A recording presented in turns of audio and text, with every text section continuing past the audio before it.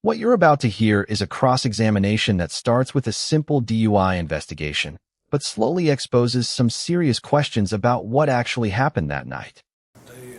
During our training, they may mention multiple things like that, but from my experience in dealing with hundreds of individuals being under the influence, you get different signs from everyone. So everyone may not have the same reactions when they're under the influence. But in this particular case, you did not see either of those three, correct? In this particular case, I didn't see that, no.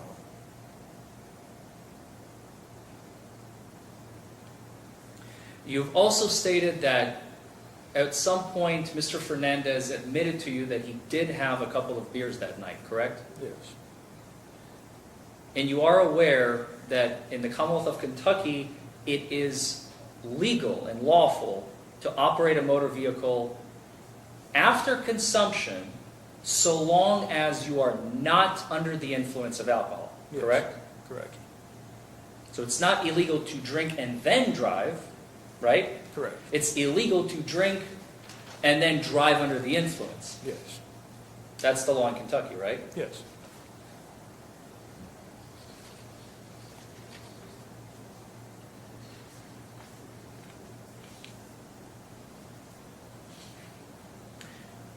At some point, you asked Mr. Fernandez to come out of the vehicle, right? Yes. And you asked him if he would perform some field sobriety tests for you.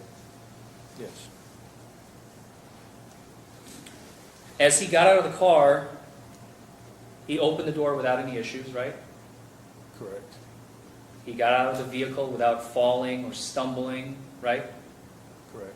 He didn't use the vehicle for balance, to balance himself. Correct. He didn't lean against any object. Pay attention here, because this distinction is going to matter. The issue isn't simply whether he had a drink, it's whether the evidence actually showed he was impaired. Including yourself or the vehicle. No. Did he close the door behind him? I believe so. So he closed the door without any issues? I believe so. And then you asked him to come to the back of the vehicle, of his vehicle, right? Yes.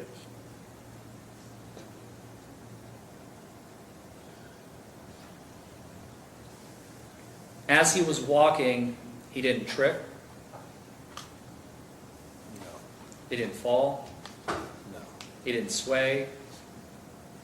No.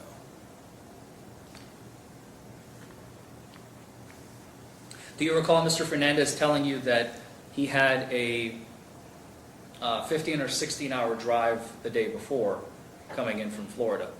No, I don't recall.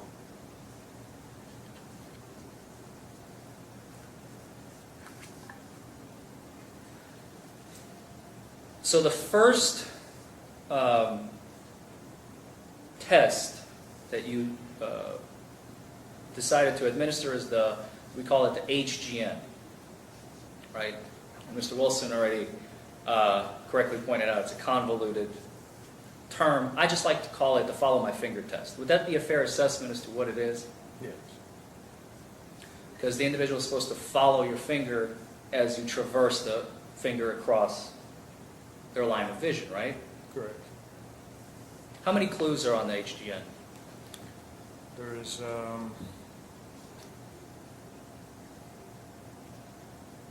onset prior to 45.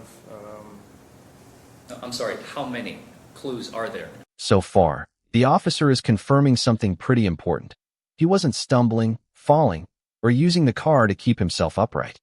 Total that you're looking for. I believe 3 to 4. You believe you don't know? It's 3 to 4 clues that we look for. Can you tell me what they are? We've never even conducted the test. I'm just asking you as an officer of the law who performs these. Yeah. There's the onset prior to 45, maximum deviation, the vertical gaze nystagmus, and the equal tracking, pupil size those are all the things that we check for.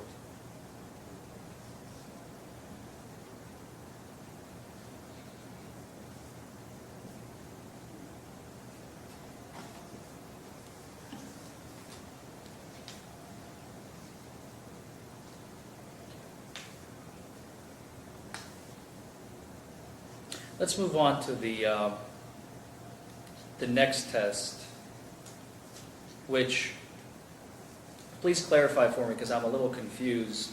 I think you testified to the one-leg stand after, but in your citation there, you have the walk and turn next and then the one-leg stand, so which is it? I believe we may have did the one-leg stand next. So the one-leg stand was second after the horizontal gaze was second. So. I believe so. If you don't remember, it's okay to say, I don't remember. I believe that that's the order that we went in. Was You the one-leg believe, stand. but you don't know for certain. I'm pretty certain. You're pretty certain. Okay. That matters because these are the kinds of physical signs officers look for. And according to this testimony, those obvious signs simply weren't there.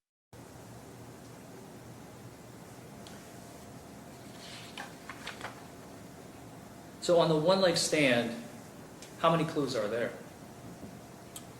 We're basically just looking to see anyone that keeps their arms down their side. They're given instruction to raise their foot, either foot of their choice approximately 6 inches off the ground, toe pointed out, and they're to count out loud. We look for approximately 30 seconds. And basically just looking to see if they can follow those instructions. Are you aware that there is a standardized National Highway Traffic and Safety Administration manual that you learned from in 2007 and 2008 that looks for exactly 4 clues? Do you not remember those clues? Naming them specifically, I can't name them specifically from the book. I give instruction to the test, and what clues that they show after taking that test is what I document. But your testimony here today is you do not have them by memory. You don't remember I the clues. don't have them specifically from the book by memory, no. Okay.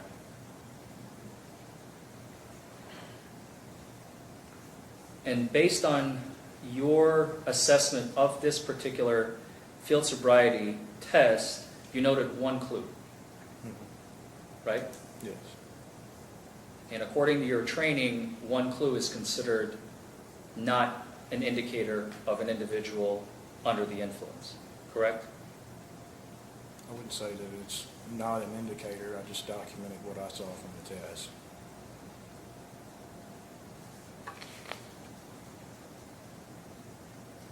And now the questioning gets interesting. The officer is being asked to explain the very test he relied on, but even the number of clues doesn't seem completely clear. How long did you have Mr. Fernandez keep his foot up on that night? Is it 30 seconds? It's approximate 30 seconds. Approximate 30 seconds. You don't time it or anything? Wait, I count in my head the 30 seconds.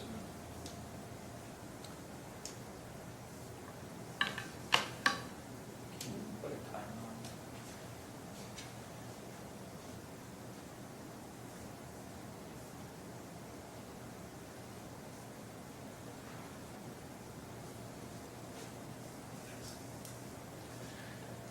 So, for 30 seconds, Mr. Fernandez never fell.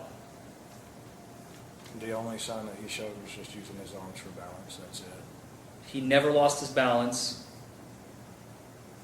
The only sign that he showed was using his arms for balance. That was it. He never hopped. No. He never put his foot down. No.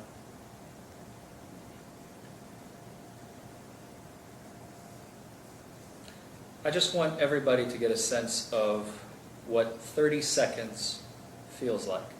I'm starting the timer right now.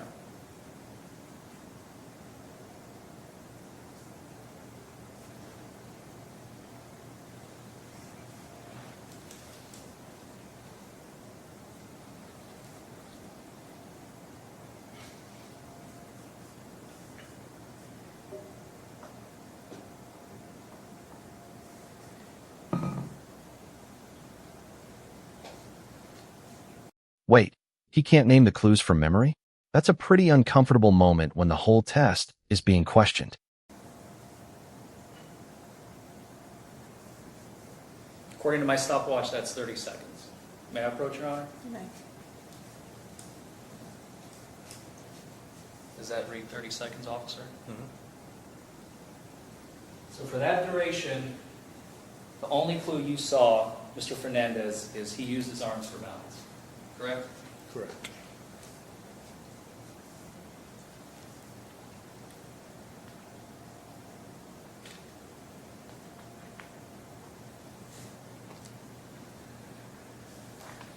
Next, you did the walk and turn, correct? Yes.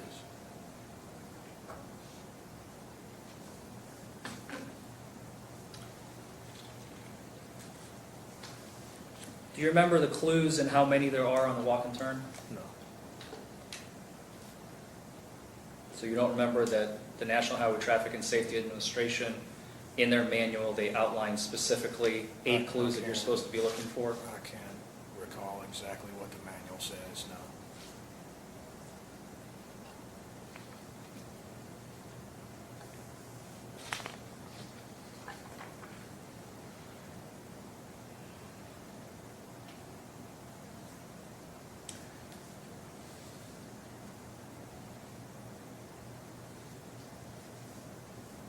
You are aware that there are 8 clues, correct?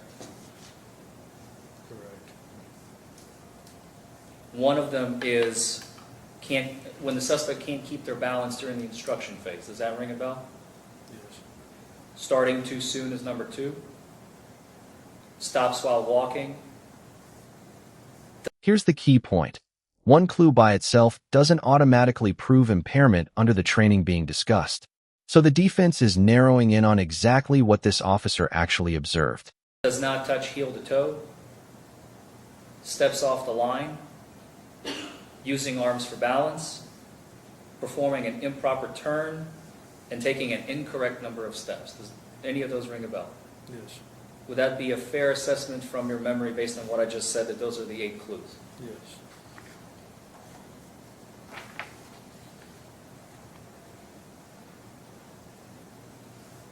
So based on your investigation, you did note that Mr. Fernandez used his arms for balance. And then you also note that he lost his balance on the first step, although it's not one of the clues. So he exhibited 1 clue, right? And pursuant to your training by the National Highway Traffic and Safety Administration, having 1 clue is not indicative that an individual is under the influence of alcohol, correct? Well, I mean, that's not necessarily true. It might be what it says, but it's not necessarily true. I mean, So the training is wrong?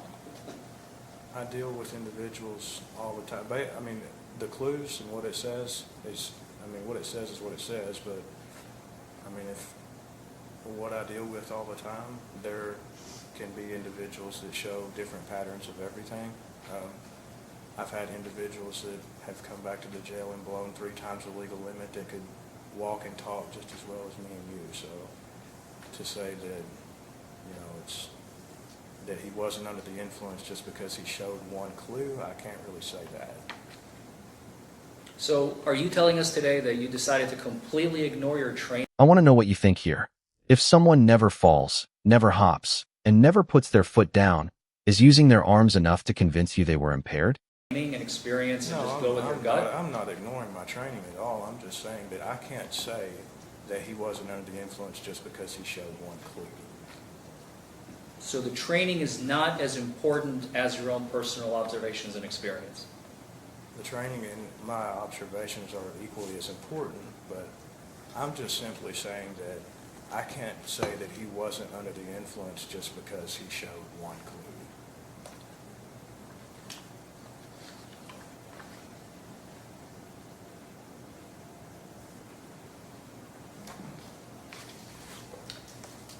Do you recall from your training, again, I have to go back to, I know I keep bringing it up, but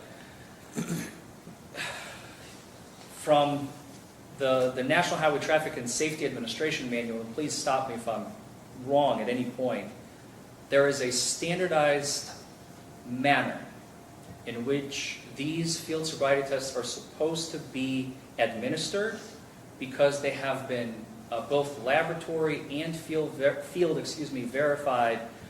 There was the Sacramento test that they conducted in the 70s, and then there was the Colorado, and I believe New York was the third one, although I'm a little shaky on the third one.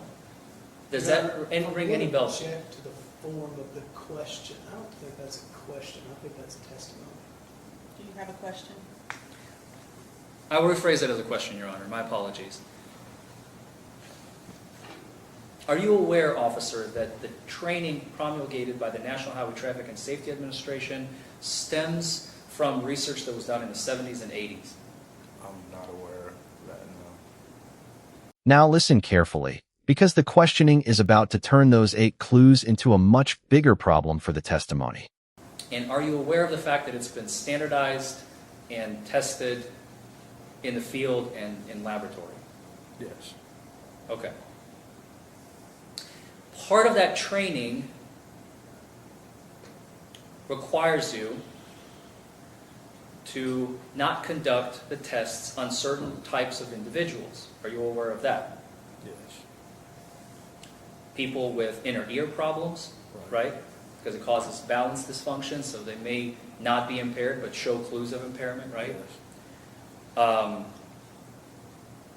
Individuals who have problems with their legs, have had maybe surgery or something like that, right? Yes.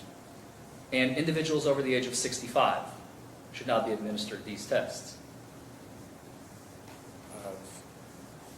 I was always trained that if the individual was physically capable of doing the test, we could conduct the test.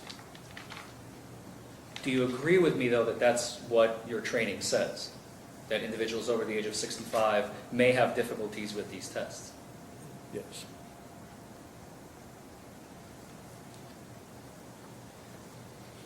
Mr. Fernandez, at the time of the stop, was 65 years old, correct? I believe so. Would you like to see the citation to verify his date of birth for certainty? I believe you. It's fine. Okay. And yet, Mr. Fernandez completed all the tests that you requested to do, except you said he was moving his head during the horizontal gaze nystagmus, right? Correct.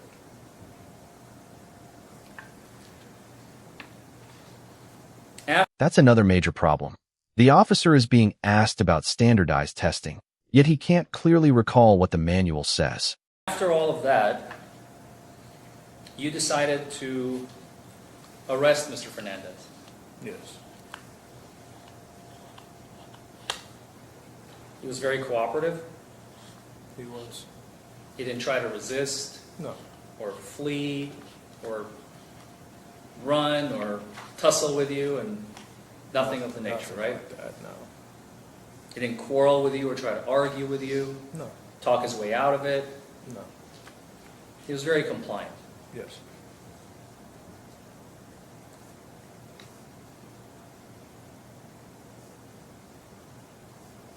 Did you put him in handcuffs, or did you just put him in the back of your cruiser?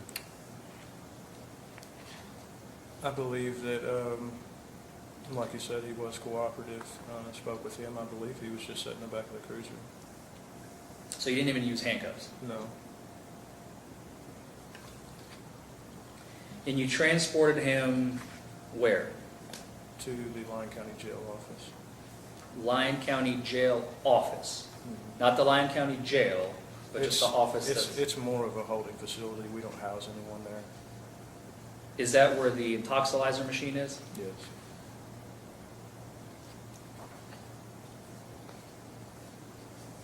Are there video cameras anywhere in that jail office facility? No. There are no cameras in the jail office facility at all? No. There are no cameras inside No. and no cameras outside No. of the jail facility? Correct.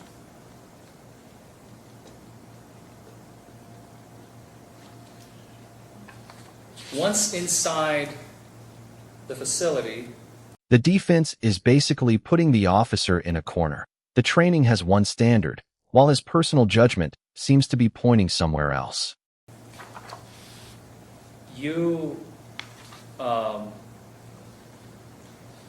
read Mr. Fernandez the implied consent, right? Yes.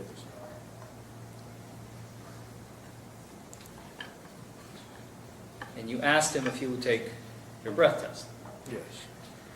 to which he said he will not. Correct.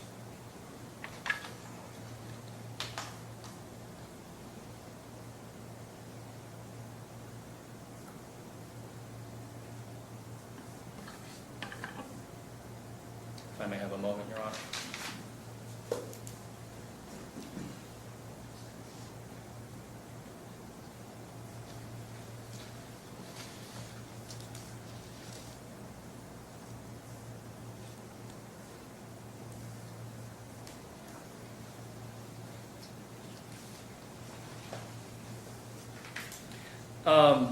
Other than Mr. Fernandez, was there anybody else in the vehicle that night? His wife? His wife was in the vehicle? Yes. Was she a passenger? Yes. Did you ever document any conversation with the passenger? No.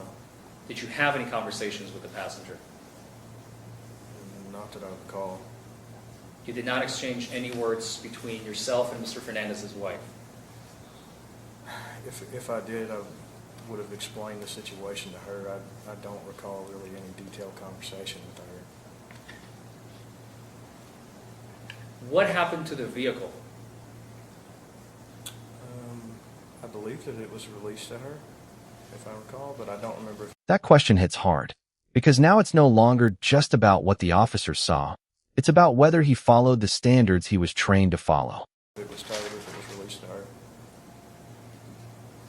Well, you never documented it, so I have no frame of reference. That's why I'm asking you. No, I don't. If she had not been drinking and had a license, it would have been released to her. Was there anybody else on scene with you conducting the investigation? No.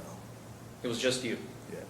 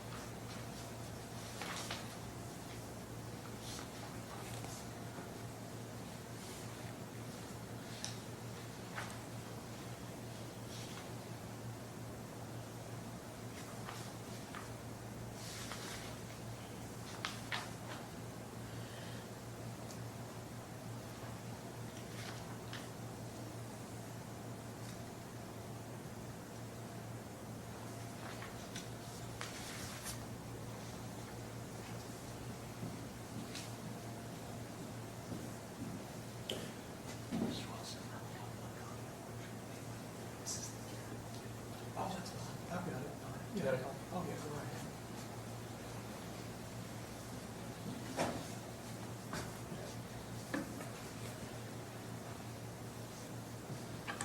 So, Officer Oliver, I would just like for you to clarify something for me, if you don't mind. We're in possession of some evidence. And now the standardized nature of these tests is firmly on the record. But there's another detail coming that could make this even more complicated. From the prosecution that we received early on in the litigation. It is a CAD detail. Do you know what a CAD detail is? Yeah. It's a computer-assisted dispatch detail report, right? Yes. And the CAD lists the dispatch agent over at dispatch headquarters.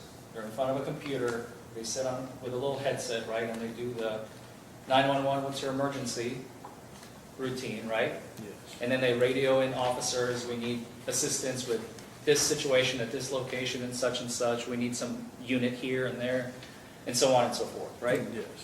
Okay. Well, and I apologize, I only brought one copy because I was not expecting to use it today. There is a notation, and you're more than welcome to take a look at it if I may approach, Your Honor. So you may clarify who is Mr. Seth Poole with the Lyon County Sheriff's Office that was dispatched en route and on site at the exact same time that you were at that location? He works with he's a deputy with the Sheriff's Department. I don't know, I don't know why it was catted that he was on scene there, because when we were conducting this investigation, he wasn't there, so I don't know what the situation is with that. I can't say what the dispatchers put in their paperwork or whatnot, so I don't know. If he showed up after the fact, and assisted with the vehicle, possibly, I don't. This is important because physical limitations can affect these tests even when someone isn't impaired. And now the officer has to deal with the driver's age. I don't know. If I may approach, Your Honor. Like I said, I apologize. I would have, I just didn't expect to use this. I would have had another copy, but please correct me if I'm wrong.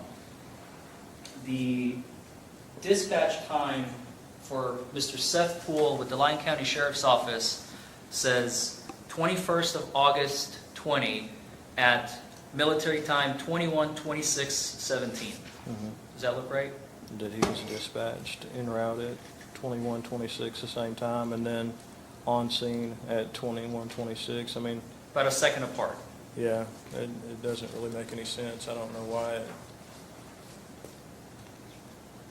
And then on the next page, under your name, Shannon Oliver, Eddyville PD, dispatched en route, on scene, 1 minute, less than 60 seconds apart from Deputy Seth Poole. Yeah, see, I don't know why this would be like that, because I was never dispatched to a call or en route, so it shouldn't have been documented that way. So I can't explain why the dispatchers documented it this way. I don't know, because it was just a routine traffic stop, so I would have never been dispatched. So I can't explain these times, and unless Deputy People would have been right there with me, it's impossible for him to be dispatched en route and on scene in the same minute, and he wasn't with me, so I can't explain why the dispatchers documented it that way. When you are about to make a stop of a foreign vehicle, do you radio it in? Think about that for a second. He completed the tests, remained cooperative, and the testimony is still moving toward an arrest. When I'm conducting a traffic stop, we'll advise dispatch that we're making a traffic stop, and we'll give them tag information and our location. Did you do it in this case? Yes.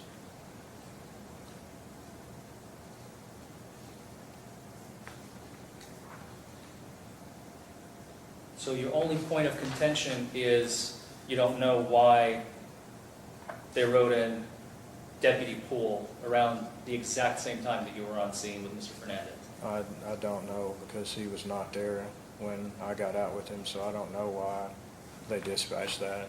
I don't know if they dispatched him at the time that I got a traffic stop and documented it that way. I really can't answer that for him. I don't know. Just to re-verify to make sure I got my numbers right. Sometimes I have trouble with military time. But 21:26:17 is 9:26, correct? 9:26 p.m., 17 seconds, yeah. And on your citation, that's for Deputy Poole, right? Is it Papool? Is that what you call him? People, yeah. Papool. Yeah. I thought it was a typo, so I apologize, Seth. Papool. And the time on your citation is documented as 9:26 as the violation time. That would have been, I would use that time for what time they had me, well, in this case, on scene or dispatched, which would technically be my stop time.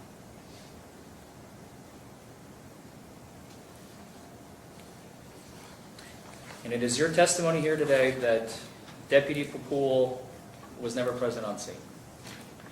If he was present there with the vehicle, while you were there. Now I'd like your opinion again. When there are no cameras at the facility, how important should the officer's written record and memory become? Excuse me, allow me to modify. he may have been, but throughout my traffic stop, no. You did not see him. If he showed up at the end, possibly, I'm not sure, I don't remember, but, no, I mean, he was not with me when I conducted the stop. For the duration of the night, let's say from 9:26 until the arrest was made, you have no recollection, you don't remember whether or not Deputy Papul was with you or not. When I conducted the traffic stop, he was not with me. If he showed up at a later point to deal with the vehicle, sometimes we do that. If somebody needs to stand by with a vehicle or something, then we do that. And if that was the case, it may have happened, I don't recall. You don't recall. Okay, that's what I was looking for. I'm not asking you to speculate. I'm asking you a question of whether you saw, heard, smelled Deputy Papul. Was he there or not there? What I'm hearing you say is you don't remember if he was or not. Is that correct? Right, yeah. I mean, Okay. he may have showed up at the end, I don't remember. You just don't remember? Yeah. Okay. But not at 9:26:17, as Not the when I CAD detail initially says. conducted the traffic stop, because I was on patrol and saw the vehicle and stopped it there, so, I mean, he wasn't with me.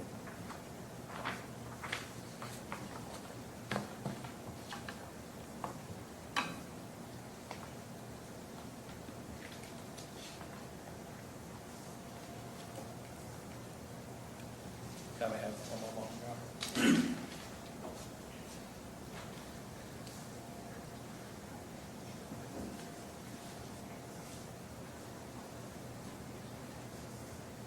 This is where the timeline starts getting uncomfortable. The records appear to show another deputy at the scene, but the officer says he wasn't there.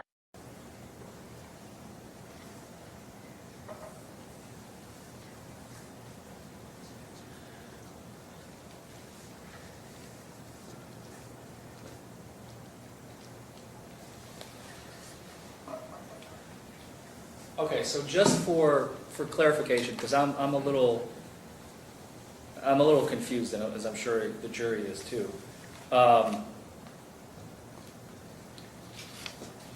You testified that for the duration of the stop, you were the only officer on scene. So you conducted the entire investigation with Mr. Fernandez, stop to arrest by yourself, correct? Yes. There was nobody else. No. Okay. After the arrest was made, I asked you a few minutes ago what happened to the car. And you said, although I did not have any conversations with Mr. Fernandez's wife, it was released to her. Well, I didn't have any in-depth conversation with her. I would have spoke with her to explain the situation, and I don't recall this right off the top of my head of any specifics, but if she was in the car, obviously would have had to explain to her what was going on. If the car was released to her, we would have explained that to her. I don't remember any detailed conversation that I had with her, any specifics, but I know that that would have been done as long as she was sober and she had a driver's license. That's what we routinely do. Do you remember conducting any field sobriety tests on Mr. Fernandez's wife? No, Did you breathalyze her? I don't recall. Did you ask May we her? approach, Your Honor? That's a serious inconsistency in the record. And the officer's answer is essentially, I don't know why the system says that.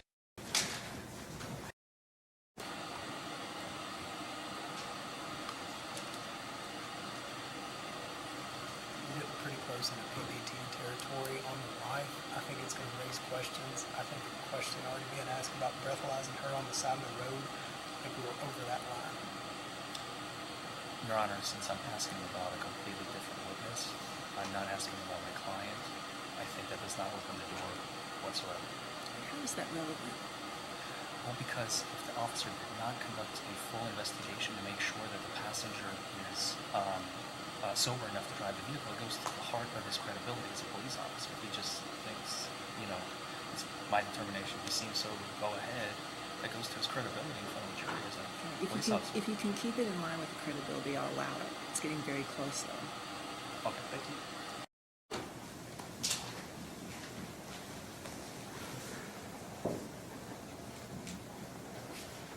So you did not conduct field sobriety tests on Ms. Fernandez, to your knowledge, I don't believe so. and you released the vehicle to her. We released the vehicle to her, we towed the vehicle, I don't recall. Would it help refresh your recollection if I were to refer you to the CAD detail we just reviewed on a different page? If I may approach, Your Honor. You may.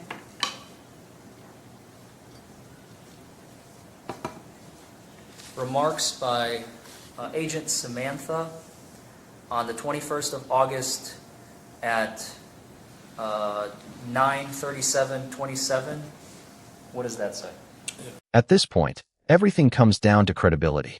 The testimony, the records, and the timeline are all being weighed, and the judge is listening. Vehicles left a passenger. Vehicle is being left to passenger, right? Does that refresh your recollection as to what happened that night? I guess we released the vehicle to her. I'm sorry, I couldn't hear. I said, I guess we would have released the vehicle to her. So on that point, the CAD is accurate.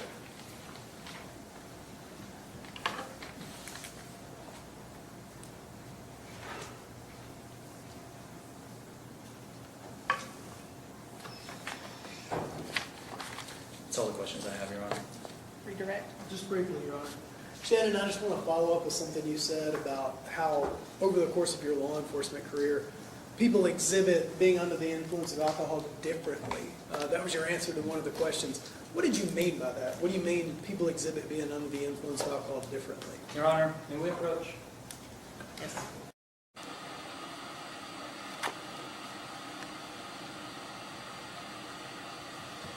I think that question has absolutely nothing to do with this particular case. You're asking, counsel is asking for the officer to extrapolate from memory and his experience as to how other individuals may have exhibited symptoms of intoxication. Here we are talking about Mr. Fernandez. The jury is not here to decide the fate of Lyon County. It was brought out and crossed. Yeah, I mean, he spent 5 minutes on this point. He's already opened the door to this. I tend to agree on that. I'm going to allow it. Thank you, Your Honor. Shannon, do I need to repeat my question? And just like that, the evidence leaves the courtroom with some serious questions hanging in the air. Sometimes justice isn't about one dramatic statement. It's about putting every piece of the story under a microscope and asking whether it truly adds up. Please. So, on cross-examination, you were asked and you stated that people exhibit being under the influence of alcohol differently based upon your career, your training. Explain that to the jury. Explain what you mean. Clarify your answer for them, please. When you're dealing with all kinds of different individuals, depending on level of intoxication, frequency of how often that person may drink, everyone reacts differently to being under the influence. Some people may not be able to drink as much as someone else and show more signs. And like I said, I've had individuals that I remember specifically that could go into the jail, blow into the detoxilizer, blow 3 times the legal limit, and could walk and talk just as well as any of us.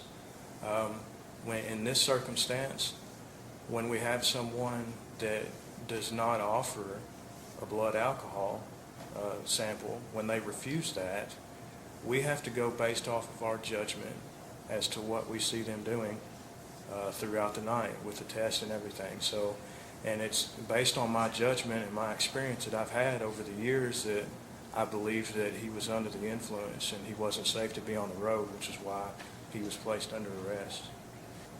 And Shannon, Your Honor, may we approach?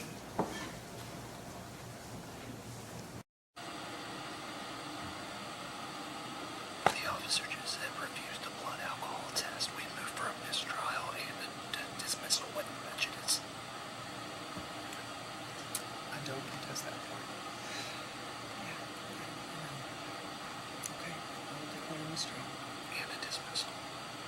declare dismissal. Dismiss operations in mistrial. I will declare mistrial. Commonwealth elicited the testimony, Your Honor.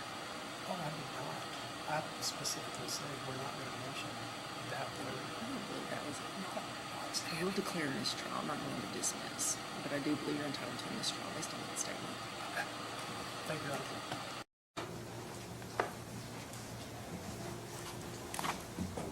Okay. And Officer Oliver, you may be excused.